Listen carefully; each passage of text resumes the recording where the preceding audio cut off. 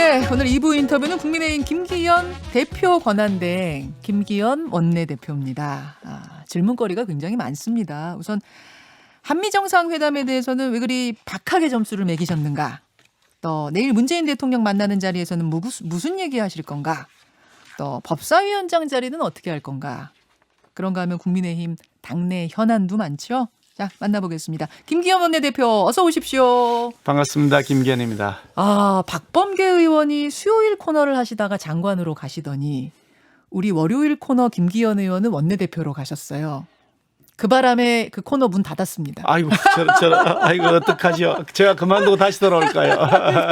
우선 본격 인터뷰하기 전에 우리 청취자들께 뉴스 청취자들께 인사 한 말씀 하시죠. 예, 우리 그 김현정의 뉴스에서 보시는 우리 청취자 여러분, 예. 자주 뵙지 못해 너무 죄송하고요. 또 김현정 앵커하고 얘기 나누면 재밌는데 요즘 재밌는 일이 저는 없어지기로 했습니다. 재밌는 월요일마다 한 번씩 재밌으셨죠? 예, 아주 치열한 토론도 하고. 그럼요, 김경엽 의원이랑 토론도 하시고. 마치 딱수도 하고 가고요. 맞아요. 그런데 하여간 이 김현정 주쇼에 나와야 일이 좀 제대로 풀린다. 그게 지금 정치권의 파다한 얘기, 예, 여야를 막론하고. 앞으로 여기 이제 출연하려면 입사 시험 쳐도 시험을 쳐야 된다. 아무튼 축하드립니다. 네, 축하드리고요. 감사합니다. 원내대표 당선 후에 첫 지역 일정이 보니까 5.18 광주였고 엊그제 일요일에는 봉하마을도 다녀오셨고 그래서 고 노무현 전 대통령 그 추도식에 참석을 하신 거죠. 네, 그렇습니다. 예, 보수 정당의 대표의 행보로서는 낯설다, 이례적이다 이런 평가들이 있더라고요. 어떻게 가게 되셨어요? 그 말씀 드리기 전에 방송 출연도 오늘 CBS가 처음입니다. 감사합니다. 매우 낯설고 이례적이라고. 사랑하는 많은 분들이 네. 들어주셨기 때문에 인사드리려고 이렇게 잘하셨어요. 왔고요. 감사합니다. 좀 전에 우리 그 앵커님 말씀하시면서 이제 보수 정권의 대표로서 좀 이례적이다. 저는 이례적이라는 시각 자체가 이례적이다. 저는 그런 생각을 하죠. 이게 왜냐하면 대한민국의 살아왔던 역사고요. 뭐 좋았던 싫었던 우리가 겪어왔던 역사고 그 아픈 역사를 토대로 해서 오늘의 대한민국이 만들어진 것이기 때문에 자신의 진영이든 또 반대 진영이든 그런 걸 떠나서 우리 과거 역사는 존중하고 보듬어가는 모습 그게 대한민국의 성숙된 자유민주주의 모습 아니냐 저는 그런 생각을 늘 가지고 있습니다. 저는 사실 저희 아버지 때부터 네. 이게 반독재 운동을 하셨어요. 예. 군사 정권에 대해서 항거하고 그 당시 군사 독재 시절이었거든요. 그래서 군사 독재 정권 물러가라고 데모하고 또 그러면서 또 도의원도 하셨던 분이시고요. 아버님이 예. 민주당인데 그 당시 이제 김영삼 대통령과 이렇게 연결되어 있는 구민주당 그쪽 계열이신데요. 그러면서 보고 자랐고 저도 대학교 다니면서 독재 정권 물러가라고 군사 정권 물러가라고 돌 던지고 최루탄 맞으면서 데모했던 그러셨어요? 그런 사람이기 때문에 뭐 사실은 이게 반대 진영이라보다 어떤 분 민주주의를 위해서 같이 공동 보조를 맡아왔던 같은 진영이라고 생각이 드는데 자꾸 다른 진영으로 생각하는 게 좀 이상하다. 잘하셨어요. 이제 그런 일에 뭐 여야냐 보수냐 진보냐 따질 일이 아니라는 저는 그렇게 거 생각합니다. 저도 공감하고요. 그 리얼미터가 지난주 17일, 18일, 20일, 21일 두 차례 조사한 결과를 보니까 국민의힘의 호남 지역 지지율이 21.9%, 그 전주와 비교해서 9.4%나 상승을 했더라고요. 호남 민심이 좀 변하는 게 느껴지십니까? 제가 그 광주에 2번을 다녀왔었는데요. 2번을 다녀오면서 그냥 행사만 참석한 것이 아니고 거기 있는 분들 이제 만나서 정치인 아닌 분들도 꽤 많이 만났어요. 네. 그분들 말씀을 들어보니까 그 어느 일당만 계속 밀어주니까 결국은 그게 다 도움이 되지 않더라. 지역 발전에도 도움이 되지 않고 그것이 바람직하지 않다는 생각을 요즘 하게 되었다는 분들이 굉장히 공개적으로 여러 사람들이 있는 자리에서 공개적으로 말씀을 하시는 것을 들을 수가 있었고요. 그런 면에서 보면 아마 호남 민심도 이제는 어느 것이 그 지역 발전을 위해서 필요한 것이냐 또 대한민국의 발전을 위해서 필요한 것이냐 아마 균형 감각을 조금씩 이제 찾으시지 않을까 하는 생각을 할 수 있었던 그런 희망을 보았고요. 특히 저희들이 이제 그동안 뭐 작년에 우리가 그 수해가 났을 때 정말 그 진정성을 가지고서 수해 복구 현장 그 호남 지역에 활동을 했었고 그 이후로 계속해서 이 호남과의 동행을 하면서 지역 뭐 여러 가지 사업들도 챙기고 또 이제 진심을 가지고서 김종인 위원장이 가서 그 무릎 꿇고 사과. 그때 당에서 반대하는 분들도 꽤 많았잖아요. 꽤 당원들 많이 중에. 있었습니다. 예. 그거 다 뿌리치고 가신 거잖아요. 그렇죠. 예. 그 후에 이제 요즘은 그런 이제 반응들이 이제 많이 없어졌고요. 그래요. 이번에 제가 이제 그 뭐 방문했을 때는 유족분들 직접 다 제가 앉아 계신 분들 일일이 의자에 찾아가서 인사를 드렸어요. 제가 예. 국민의힘 대표입니다. 예. 마음 많이 아프시죠. 저희들이 뭘 도와드릴까 이렇게 말씀드렸는데 상당수 유족들께서 손도 잡아주시고 어떤 분들은 꼭 잡으시면서 하시고 싶은 말씀도 하신데 한으로 엉어리진 마음들을 제가 느낄 수 있어서 한편 죄송하고 또 한편 그러면서 우리에게 잘 해달라고 하는 어떤 격려의 말씀을 주셔서 감사하다는 생각도 들었습니다. 확실히 호남이 국민의힘을 보는 눈이 달라졌다, 변했다는 걸 느낀다는 말씀. 그럼 얘기가 나온 김에 당 얘기부터 좀 가보죠. 전당대회 대표 경선 출마자가 무려 8명. 그중에 신진그룹의 약진이 두드러집니다. 어떻게 보세요? 그게 우리 당이 가지고 있는 이제 건강성. 저는 그것이 굉장히 이게 아주 고무적인 일이다 그런 생각을 하죠. 옛날엔 안 그랬잖아요. 그러니까 이게 예전에 저희 당 뭐 꼰대 정당이 그랬는데 요즘은 우리 당이 아닌 상대 정당이 그런 거 아니 꼰대 정당 아닌가 그런 생각이 들 만큼 한쪽은 완전히 지금 죽어 있습니다. 뭐 그냥 일률적이죠. 획일적입니다. 제가 아니, 민주당 분들 만나면은 그냥 사석에서 부럽다 막 이런 얘기 하세요? 그런 분들 간접적으로 들었어요. 들어요? 예, 제가 그 야당 쪽 인사를 만나서 예. 그 여당과 아주 가까운 야당 쪽 국회의원을 만난 적이 얼마 전에 있었는데요. 네. 자기가 그쪽하고 얘기를 해보니까 그쪽이 우리 당 보고 네. 정말 민주당은 숨 막히는데 저기 국민의힘은 굉장히 자유분방한 것 같더라. 그렇게 얘기를 한다는 말씀을 저한테 전해주셨어요. 예, 그래요. 친여당인 야당인 분이신데요. 누구실까 궁금한데. 그런 분이 그만큼 저희 당의 역동성이 커지고 있다. 저는 그런 면에서 꼰대 정당이라는 이미지에서 탈피하는 정도가 아니라 완전히 새롭게 변하고 혁신하는 모습으로 바뀌고 있다. 그에 비해서 상대적으로 다른 당은 오히려 거꾸로 역행하고 있다 역사를 그런 생각을 하면서 이 역동성을 어떻게 잘 이제 하모니로 만들어낼 것이냐. 그렇죠. 삐거덕거리다가 이게 파열되면 안 되니까요. 바로 그건데요. 예. 에베레스트냐 803이냐 화물 트럭이냐 스포츠카냐 이게 지금 신진그룹과 중진그룹 간에 좀 설전도 있었고 이게 자칫하면 당내 갈등 분열로 대표 경선 이후에 이어지는 건 아니냐 이런 얘기도 하는데요. 그 에베레스트 803 뭐 스포츠카 뭐 이런 굉장히 좋지 않습니까? 아 여러 개 나오면 좋은 거예요? 아주 매우 신선한 여러 가지 아이디어를 갖고 격돌하는 것 같은데요. 그래요. 그게 무슨 저는 그런 아주 신선한 격들이 오히려 바람직하다고 보고요. 지금 선거 과정이니까 서로 치고받고 하죠. 선거를 뭐 밋밋하게 하면 재미가 없잖아요. 관전하는 사람도 재미가 없고요. 다만 이 선거 과정에서 불필요한 감정적 그런 절제되지 못한 모습 그런 모습은 저희들이 지금까지는 잘 자제해 나가고 있고 저도 그런 당부도 드리고 있는데 후보들도 그런 면에서 선을 안 넘고 있다고 저는 생각하고요. 저희 당 뭐 지난번에 서울시장 후보 경선도 보셨고 우리 당 원내대표 선거도 한 달 전에 있었던 거 보셨지만 선거 과정에서는 뭐 그냥 좀 치고받고 합니다. 원래 그렇게 해요. 뭐 그러다가 선거 마치고 나면 조용하게 다 지금 해요. 아무 후유증 없이 마무리되거든요. 그게 성숙된 민주정당의 모습이다. 그렇게 생각합니다. 지금 지지율 1위가 이준석 후보입니다. 이준석 후보가 36살이에요, 여러분. 만약 그러니까 뭐 지지율 1위니까 가능성은 얼마든지 있는 거니까 당대표가 되면 김기현 원내대표하고 지도부 투톱이 되는 건데 일종의 파트너잖아요.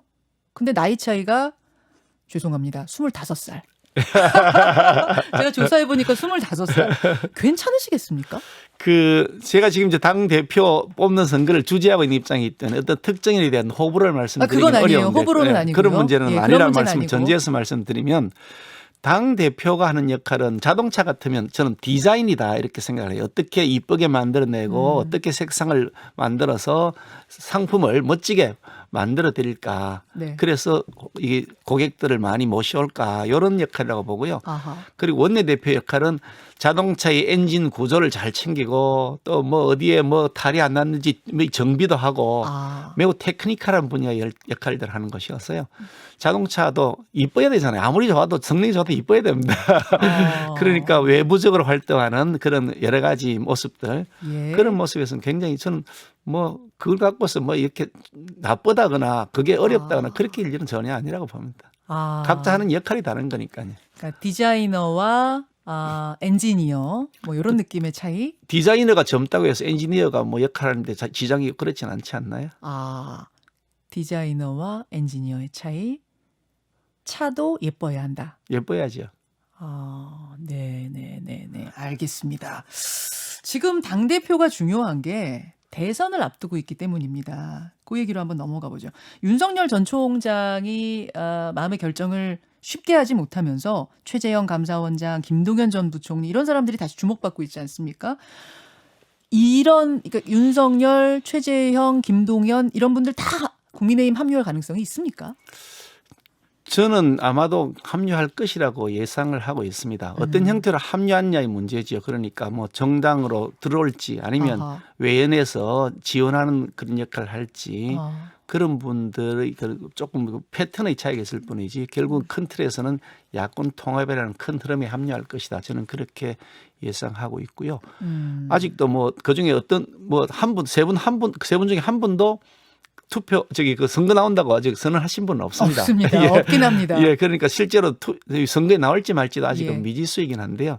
나온다고 하더라도 역시 큰 틀에서 보면 이 현 문재인 정권에게 친화적인 모습으로 갈 수는 없을 것이다. 왜냐하면 그분들이 가지고 있는 지지도나 그런 국민적인 성원 같은 것이 문재인 정권에 대해서 비판적인 분들이 다른 대안 세력을 찾는 과정에서 나온 것이기 때문에 그런 면에서 그쪽 진영으로 넘어가는 순간 모든 지지율이나 이런 것들 다 그냥 물거품이 될 것이다. 그런 측면에서 결국은 범야권 통합의 아마 어떤 역할을 할 수 있는 그런 진영이 아닐까 하는 생각을 합니다. 김동영 전 부총리 같은 경우에는 이 정권의 초대 부총리를 했고 이광재 의원이 그러시더라고요. 교감을 지금도 하고 있다. 그리고 신의가 있는 분이기 때문에 야권 후보로 갈 일은 절대 없다 그러시던데요. 김동연 부총리가 뭐 어떻게 될지 잘 모르겠습니다. 김동연 부총리는 뭐 이전의 정권, MB 정권, 박근혜 정권 시절에도 계속해서 이게 뭐 승승장구하던 분이셨고요. 그렇죠. 그냥 현 정권에서 그 후에 이제 부총리를 하셨던 장관까지는 전 정권 시절에 했고 예. 부총리를 현 정권에서 했던 분이시기 때문에 예. 뭐 어느 정권의 사람이다 하기는 어렵고 그냥 행정 관료로서 전문 아하. 관리로서 역할을 했던 분이신 거죠. 진영이라기보다는 그런 네. 전문성 그리고 그의 라이프 스토리 이런 것들이 주목받는 것이지 정치적 성향을 가지고서 어떤 진영에 속했다기는 어렵다고 판단합니다. 알겠습니다. 예. 얼마든지 국민의힘에 합류할 수 있다. 혹시 접촉해 보셨어요? 뭐 개별적으로 접촉해 보지는 그러면 않았습니다. 알겠습니다. 국민의힘 김기현 원내대표 지금 만나고 있습니다. 내일 대통령 만나러 청와대 가시죠? 예, 뭐 초청을 받았는데 가기로 했습니다. 무슨 얘기 하실 겁니까? 글쎄 이번에는 대통령께서 하시는 말씀은 이제 뭐 방미 성과 그 부분에 대해서 좀 설명을 하고 싶다. 그래서 자리를 마련하겠다. 그래서 아하. 그 말씀을 들으러는 갈 수 있겠다. 근데 뭐 백신이나 또 대북 문제나 또 우리 외교 문제나 또 우리의 그런 반도체를 포함한 경제 과학 문제나 이런 것들이 주요 이슈가 되기 때문에 그런 말씀을 듣기도 하고 또 의견을 전해드리기 위해서 갈 수는 있겠다 싶은데 예. 그것만이 아니라 실제로 지금 현 정권의 각종 실정들이나 부동산 문제, 일자리 문제, 뭐 청년 문제, 불공정 특권과 반칙 이런 문제들이 시정을 위한 그런 국민의 목소리를 전달한 그런 회담이 꼭 필요하다고 저는 생각합니다. 네. 그래서 대통령에게 직접 만나서 말씀드리겠다고 여러 차례 제안도 드렸는데 아하. 여당 대표는 만나셨거든요. 대통령께서요. 만나셨죠? 근데 여당 대표는 만나시고 야당 대표는 안 만나시면 좀 웃기는 거 아닌가요? 국정을 운영하는 이제 무슨 바람직하지 않은 거죠. 만나자고 했는데 안 만나셨던 거 아니었던 만난 것이 아니고 건가요? 식사하자고 연락 왔는데요. 예. 선거 마치고 그 다음 날 밥 한 끼 하자고 연락 왔는데 아니 선거 마치고 나서 야당의 여러 가지 의제들을 세팅도 안 한 상태에서 그냥 사진 찍기용으로 밥 먹고 가라고 그걸 오라시면 그게 지금 야당 대표가 여러 가지 의제들을 설정해야 될 거 아닙니까? 내부 조율도 해야 되고요. 그냥 와서 그냥 선거 마친 다음 날 와서 사진 찍고 밥 먹고 가라 그러면 그거는 야당 대표에 대한 그런 좀 접근 방법이 좀 바람직하지 않은 거죠. 그래서 그때는 거절했었던 그렇죠. 거다. 지금은 이제 그랬어요? 제가 드릴 말씀들이 정리가 되어 있기 때문에 알겠습니다. 말씀드리겠다고 요구하고 있습니다. 알겠습니다. 지금도. 정상회담 결과를 두고 현금을 지급하고 물건 대신 어음만 받아온 꼴이다 이렇게 비판하셨더라고요. 근데 앞서서 일부에서 저 청와대 정책실장하고 인터뷰했습니다만 그거 오해다. 백신에 대해서 장기적으로 좀 봐라. 그렇게 본다면은 이거는 굉장한 결과라고 말씀을 하시던데 어떻게 생각하세요? 저희들이 사실은 여야 합동으로 국회 사절단을 이렇게 미국에 파견하자 그랬는데 예, 여당이 결국은 거부했습니다. 그래서 우리가 먼저 파견을 해서 의원 두 분이 가서 한 일주일가량 활동을 했는데요. 그 자리에서 나왔던 얘기가 국군 장병에 대한 백신을 우리가 접종해 달라거나 또 아시아 백신 허브를 조성해 달라거나 네. 이런 요청들을 저희들이 했죠. 백신 스와포도 해달라는 요청도 했는데 네네. 그런 요청들이 상당 부분 긍정적인 답변을 들어서 저희들이 그런 보고도 했고 그걸 언론에 배포도 했습니다. 그런 뉴스 보도도 났는데요. 예. 그 정도 차원 중에서도 백신 스와포 문제는 해결이 안 된 상태에서 그쳐버렸습니다. 그렇다 그러면 44조 원이나 투자를 하고서 얻어온 성과로서 너무 비장하다.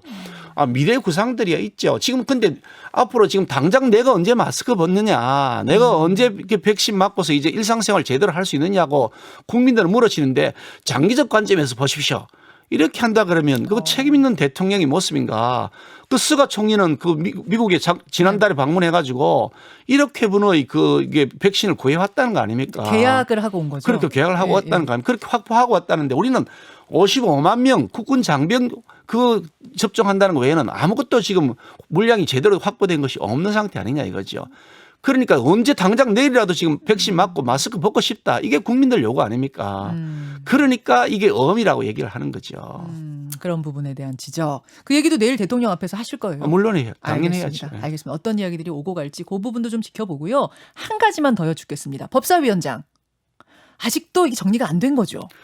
민주당이 여전히 지금 오만 불통 고집 계속 반복하고 있는데요.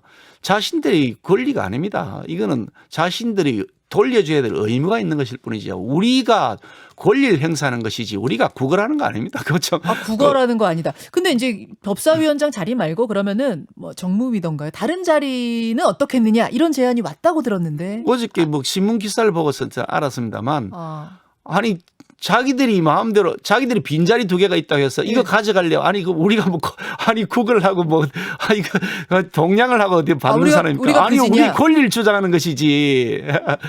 우리가 무슨 시혜를 받게 자는 겁니까? 이거 참 정말 오만불선한 발상입니다. 어떻게 하실 생각이세요? 법사위원장은 민주당 측에서는 이거는 절대 양보 못한다 입장인데. 당당한 우리 권리를 계속 주장할 겁니다. 김호수 검찰총장 후보자 청문회와 연계가 되는 겁니까? 연계가 될 수도 있고 안 될 수도 있겠지만 그와는 별개로 우리 권리 주장 계속해 나갈 겁니다. 알겠습니다. 오늘 여기까지 김기현 원내대표와 말씀 나누죠. 이제 원내대표 되셨다고 인터뷰 멀리 하시면 안 되고요. 현안 있을 때 국민과 직접 소통해 주시기를 부탁드리겠습니다. 네, 알겠습니다. 고맙습니다. 네, 감사합니다. 국민의힘 김기현 원내대표 대표 권한대행이었습니다. 김현정의 뉴스쇼는 청취자 여러분의 참여로 이루어집니다. 트위터, 페이스북, 레인보우 게시판, 그리고 단문 50원, 장문 100원의 유료 문자 샵 1212, 우물정 1212 통해 참여하실 수 있습니다. 김현정의 뉴스쇼, 여러분과 함께 만듭니다.